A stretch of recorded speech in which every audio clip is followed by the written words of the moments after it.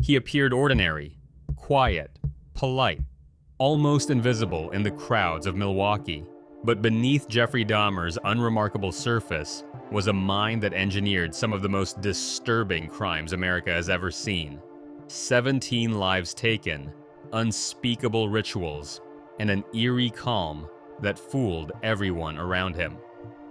The official story paints him as a monster, yet it began not with carnage, but with childhood fractures, a trauma at age 4, and years of festering darkness.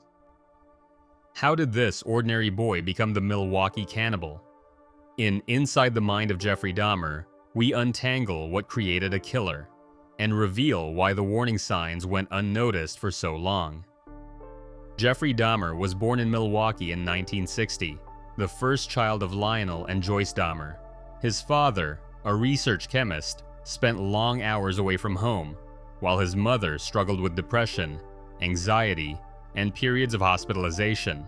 The house was filled with tension, loud arguments, slammed doors, days when Joyce barely left her bedroom. At 4, Jeffrey underwent surgery for a double hernia. The procedure left him frightened and withdrawn. Family members noticed a change. The energetic, curious boy grew quiet, often staring into space for hours.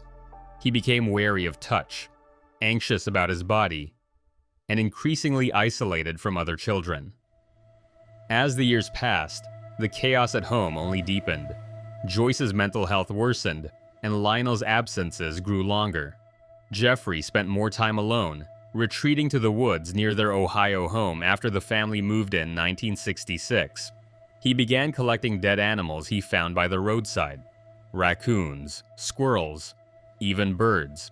He would bring them back in plastic bags, fascinated by the mechanics of bones and decay.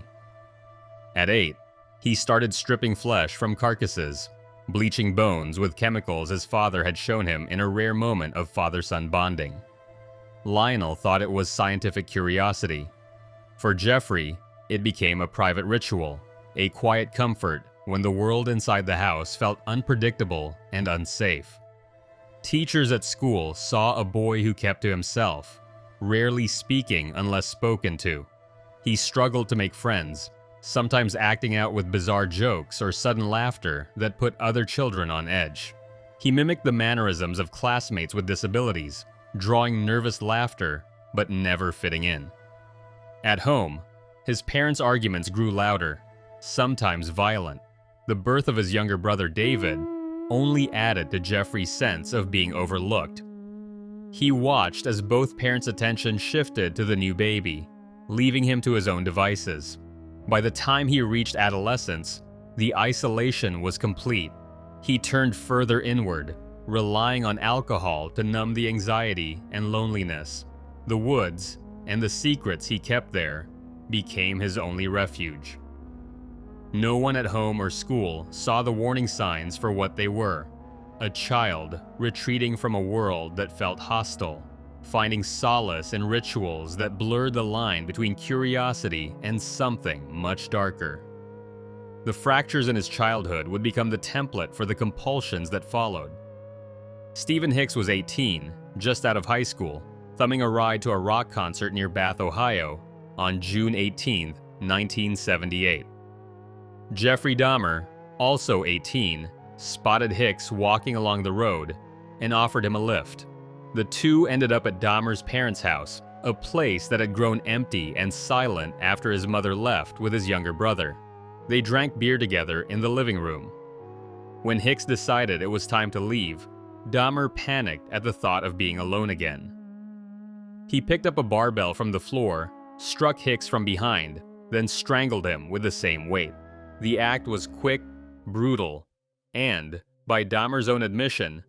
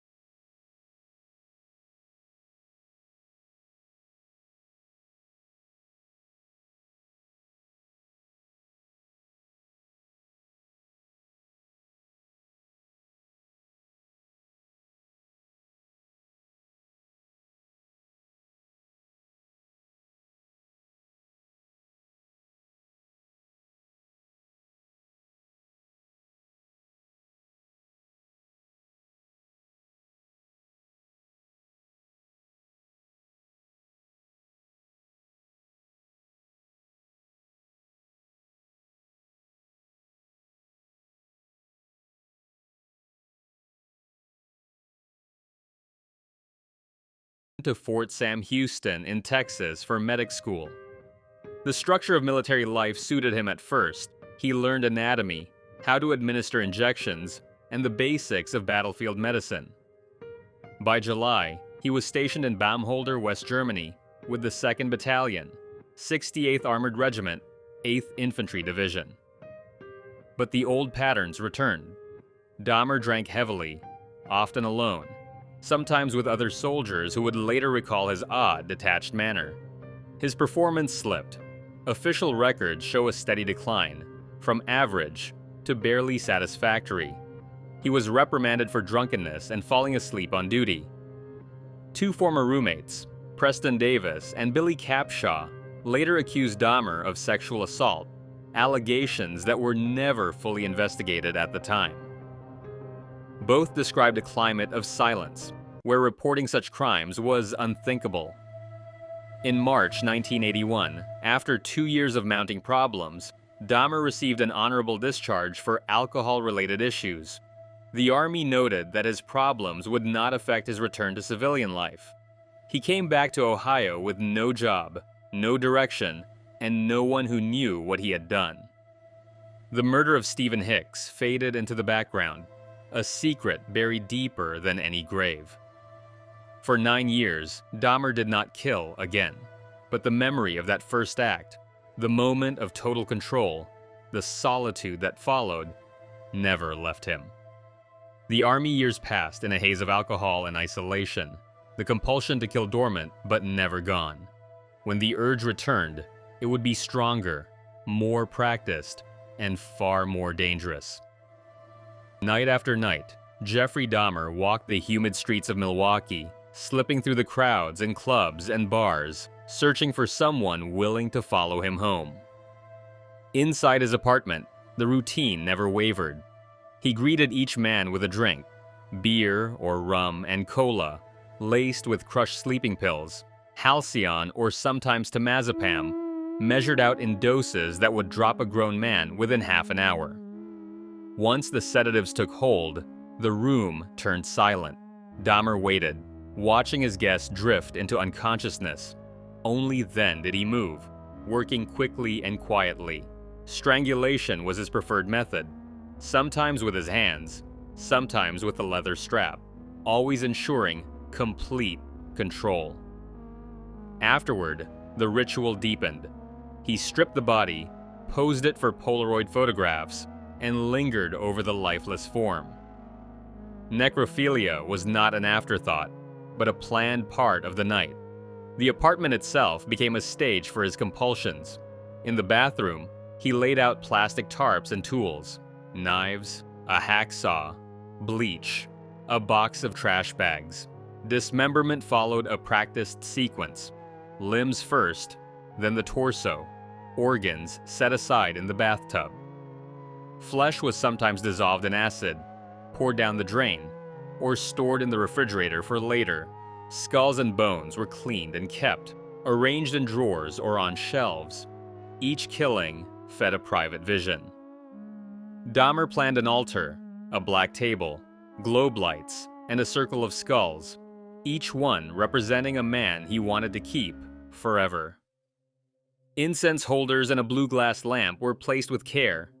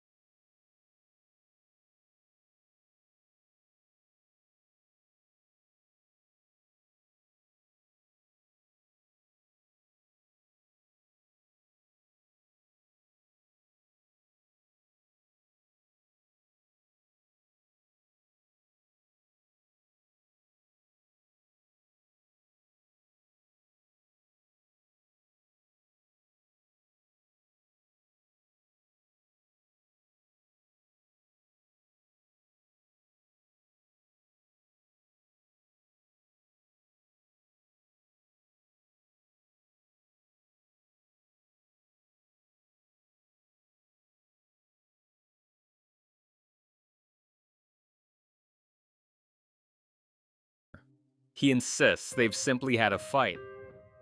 The women protest, pointing out the gash on Konarak's head, the blood on his thighs, the vacant look in his eyes.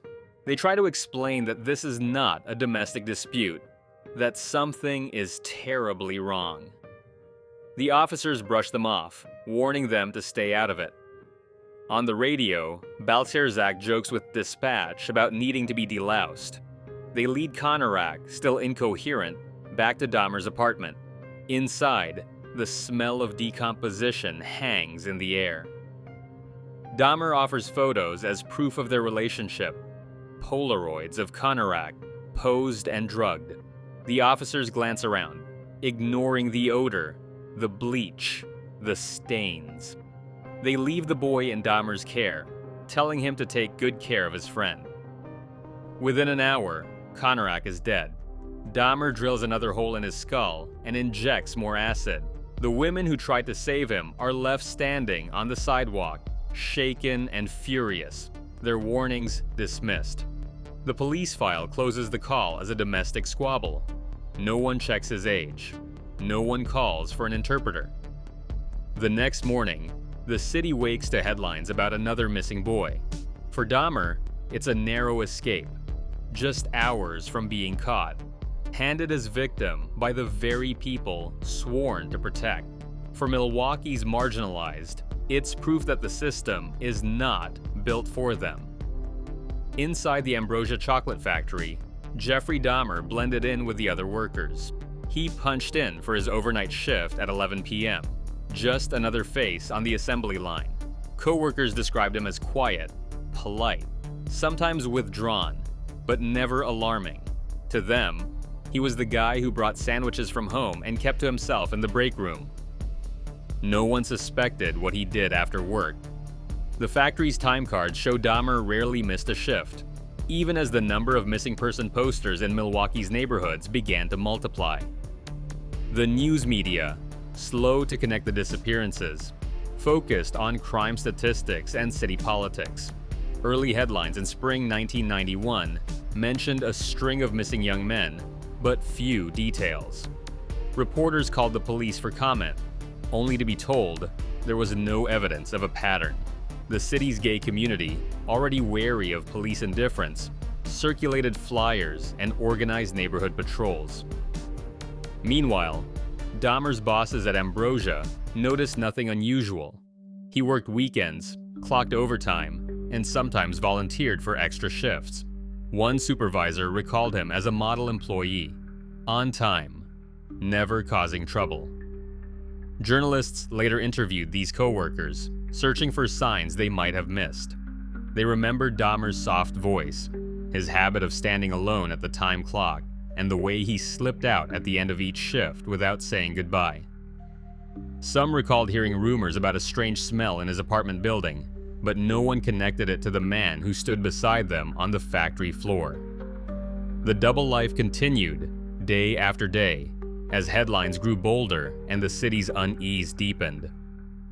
By the time the press realized the scope of the horror, Dahmer's name was already on the front page, no longer just a quiet worker, but the face of a nightmare hiding in plain sight. Tracy Edwards sat on the edge of the couch, the cold steel of a handcuff biting into his wrist. Jeffrey Dahmer stood only a few feet away, holding a knife, his voice low and urgent. The apartment was stifling, the air thick with the smell of chemicals and something far worse. Edwards watched Dahmer pace, his eyes flicking from the television to the hallway, muttering about power and control. Every movement felt rehearsed, as if Dahmer had played out this scene 100 times before. But Edwards was searching for a way out. He kept talking about family, about God, about anything that might keep Dahmer distracted. Each word was a lifeline. When Dahmer set the knife down to adjust the cuffs, Edwards saw his chance. He lunged, driving his elbow into Dahmer's chest, and sprinted for the door. The hallway blurred past. He hit the street running, handcuffs still dangling, and flagged down the first patrol car he saw. It was 11:30 p.m. Inside the squad car, Edwards told officers that a man had tried to kill him. He showed them the handcuff, still locked tight around his wrist. The officers listened, their radios crackling with static, as Edwards described the knife, the threats, and the photographs he'd glimpsed in the bedroom. They turned the car around and headed back to apartment 213. Edwards' escape was the break no one saw coming, the moment when a survivor's courage shattered the illusion of safety Dahmer had built around himself. For the first time, the story was no longer his to control. Officers Robert Routh and Rolf Mueller stood in the narrow hallway of apartment 213, the air thick with the smell of chemicals and something far worse. Jeffrey Dahmer waited quietly behind them, hands cuffed, watching as they searched for the key to the restraint still locked on Tracy Edwards' wrist. Mueller stepped into the bedroom and opened the top drawer of a battered dresser. What he found stopped him cold. Dozens of Polaroids, each one showing men in various stages of undress, dismemberment, and decay. Some depicted bodies posed carefully on the same bed, just a few feet away. Others showed limbs arranged on sheets of plastic, heads in the refrigerator, torsos in the bathtub. The images were explicit, methodical, and left no doubt about what had happened in this apartment. Mueller called Routh to the doorway. They flipped through the stack, the horror mounting with every photograph. When they turned to Dahmer, he simply whispered, "For what I did, I should be dead." The officers moved fast. Dahmer was placed under arrest, and the room filled with backup. As detectives began a full search, the true extent of the horror became clear. Inside the refrigerator, they found a freshly severed human head, eyes open, mouth agape. In the freezer, 3 more heads, each carefully wrapped in plastic. On a lower shelf, a heart and chunks of muscle stored next to a box of baking soda. A blue barrel in the corner of the bedroom contained a soupy mixture of acid and human remains, torsos dissolving in chemicals, a method Dahmer later described in chilling detail. In a closet, investigators found a collection of skulls, some painted, some bleached, all arranged with care. Jars filled with preserved hands and genitals lined the shelves. The tally grew with every drawer and cabinet. 57 Polaroids, 7 skulls, 2 entire skeletons, and pieces of at least 11 men. The apartment was a catalog of obsession, each item labeled, organized, and stored as if part of a twisted archive. Veteran officers, hardened by years on the force, stumbled out into the hallway, retching. One detective later said it was like walking into a museum of death. The evidence left no room for doubt. This was not the work of impulse or rage, but of a man driven by compulsion and control. The search of apartment 213 ended any question of innocence. For the families of the missing, it delivered a verdict more devastating than any court could pronounce. The trial of Jeffrey Dahmer opened with a question that would haunt the courtroom for weeks. Was he legally sane when he murdered 15 men and boys? District Attorney Michael McCann led the prosecution, arguing that Dahmer knew what he was doing and took careful steps to avoid getting caught. Defense Attorney Gerald Boyle countered with a team of psychiatric experts who described a man driven by uncontrollable urges, someone suffering from necrophilia, borderline personality disorder, and deep psychosis. The jury listened as Dr. Fred Berlin, a specialist in sexual disorders, explained Dahmer's compulsion to possess his victims, while Dr. Park Dietz, testifying for the state, pointed to meticulous planning and efforts to destroy evidence. The court heard how Dahmer sedated his victims, how he experimented with drilling into their skulls, and how he built an altar of bones. Both sides agreed he was deeply disturbed. But under Wisconsin law, the question was not whether he was sick, but whether mental disease left him unable to understand right from wrong or control his actions. On February 15, 1992, after 10 hours of deliberation, the jury found Dahmer sane on all counts. Judge Lawrence Graham sentenced him to 15 consecutive life terms, 936 years in prison. The gavel fell, and the case was closed. November 28, 1994. Jeffrey Dahmer is assigned a routine cleaning detail at Columbia Correctional Institution, working alongside fellow inmates Christopher Scarver and Jesse Anderson. Guards leave them unsupervised for 20 minutes. Scarver, serving a life sentence for murder, confronts Dahmer in the staff locker room. He strikes Dahmer twice in the head and face with a metal bar taken from the weight room. Dahmer is pronounced dead an hour later at a nearby hospital. Scarver later claims he acted alone, driven by disgust at Dahmer's crimes and taunts. The killing sends shockwaves through Wisconsin's prison system. Officials face questions about why such high-risk inmates were left alone together. In the months after Dahmer's death, Wisconsin reviews its procedures for supervising notorious offenders. Compensation funds established by the state offer restitution to victims' families, a small measure in the wake of so much loss. For many, justice is complicated by the violence that ended Dahmer's life, but his death forces a reckoning with how the system protects and fails both inmates and the families left behind. Between 1978 and 1991, Jeffrey Dahmer murdered at least 17 men and boys, a fact confirmed by court records and police evidence. The documentary has shown how early family turmoil, psychological warning signs, and repeated missed opportunities by authorities contributed to years of unchecked violence. Official transcripts document failures such as the 1991 Conorak Synthosamphone, KOH-NA RAHK Synthosamphony case, where police returned a victim to Dahmer's apartment, highlighting systemic issues that extended beyond a single criminal. While psychological experts agree Dahmer exhibited severe mental disorders, exactly why he escalated from fantasy to serial murder remains partially unexplained, with some records still sealed. The case led to changes in police procedures and inspired public debate about bias, mental health, and justice system accountability. The families of victims continue to seek answers and remembrance.